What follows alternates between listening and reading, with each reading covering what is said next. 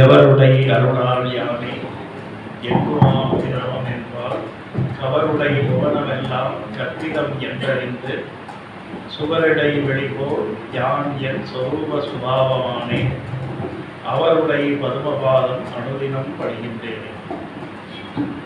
இந்த நம்முடைய குரு பரம்பரை மிகப்பெரிய லீனையை அதாவது சதாசிவ சமாரம்பம்னு சொல்லி அஸ்மத் ஆச்சாரிய பரியந்தாம். அது அவருடைய பெருமைகளை நினச்சி பார்த்தாலே அதை சாமிஜி சொன்னாங்க இல்லையா, மதியம் 1 மணிலேருந்து அதை நினச்சிக்கிட்டே இருக்கிற அது உள்ளுக்குள்ள அவ்வளோ ஒரு நமக்கே ஒரு பூரிப்பாக இருக்கிறது. குரு என்ற சொல்லுக்கு ஒரு பொருள் இருளை நீக்குவது, இன்னொரு பொருள்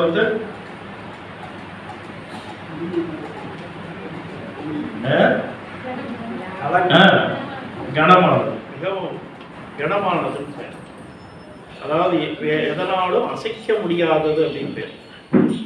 அவ்வளவு இந்த உலகியல் விஷயங்கள், லௌகிய விஷயங்களாலேயோ அல்லது அவ்வுலக விஷயங்களாலேயோ எதனாலும் அசைத்து பார்க்க முடியாத அந்த ஒரு திட புத்தி உள்ளவர்களுக்கு தான் குருன்னு பேரு.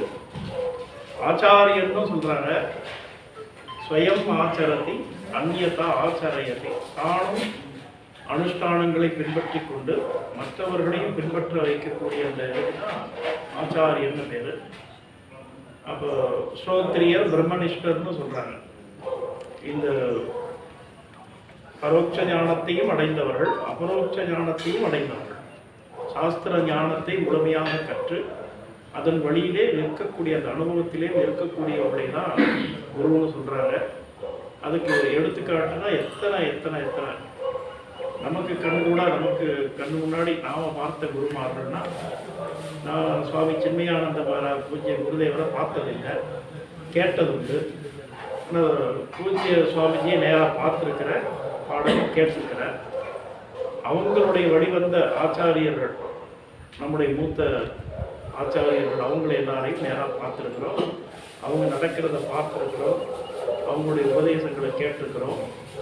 அந்த வழியில் தொடர்ந்து நிற்போம் என்று இந்த நல்ல நாளில் அவருடைய திருவடிகளை பணிந்து உறுதியேற்றுக் கொள்வோமாக என்று சொல்லி, நம்முடைய இங்கே பொள்ளாச்சி பகுதியில் ஏன் சாமி தமிழ்நாடு முழுக்க அறிமுகமாக இருந்தாலும் நமக்கு இங்கே பொள்ளாச்சி பகுதியில் நாம் கொண்டாடிக்கிற சாமி உடுமலைப்பேட்டையிலேயும் இப்போ நல்ல சத்சங்கமும் நடந்துட்டு இருக்கு.